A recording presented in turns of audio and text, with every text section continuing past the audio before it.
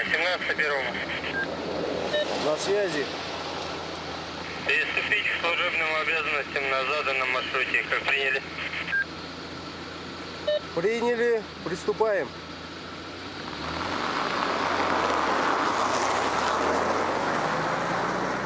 Автопатруль приступает к работе после утреннего инструктажа, выдачи формы, бронежилета и служебного оружия.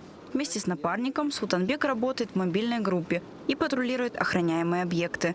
Один из них – Ириляхские россыпи. Задача экипажа – не допустить на территорию, где работают алмазодобывающие драги, незваных гостей. Заезжают в сезон охоты. Особенно в весеннее время заезжают.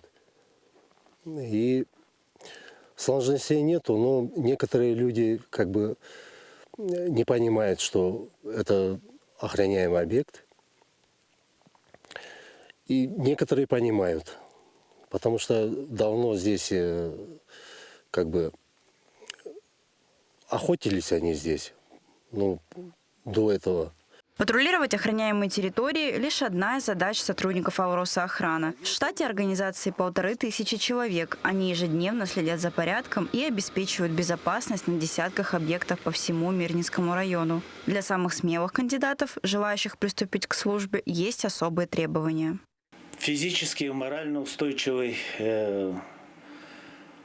прошедший медицинское заключение, также прошедший подготовку на определенные разряды. Сторожевая охрана у нас 4-м разрядом, у нас вооруженная охрана 6-м разрядом и с удостоверением частного охранника. Охранник – не только мужская профессия. Коллектив Алроса охрана состоит в равной степени из мужчин и женщин. Последние стоят на страже порядка на культурно-спортивных и общественных объектах и всегда знают, что берут с собой мирницы на работу в спортзал и кино.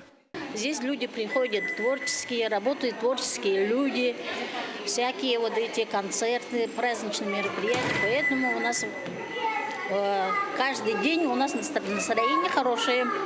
Но когда я приехала в Мирный, меня устроили сразу в Алросе охрану. Мне очень понравилось. Вначале я, конечно, не на этом объекте была, на другом. А потом сюда, когда перевели, мне понравилось здесь. Очень хорошо. Люди очень доброжелательные. Сюда приходят заниматься, тренироваться. Дети, взрослые как бы получают стимул. Смотря на них, мы тоже как бы получаем от детей положительную энергию. Ну и вот, естественно, зарабатываем. Вот этим оно мне нравится.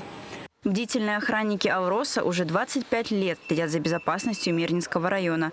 Вместе с коллегами со всей России они отмечают День охранника 11 марта, оставаясь на страже безопасности земляков в будние и выходные дни. Юлия Подкорытова, Сергей Коротких, медиакомпания «Алмазный край».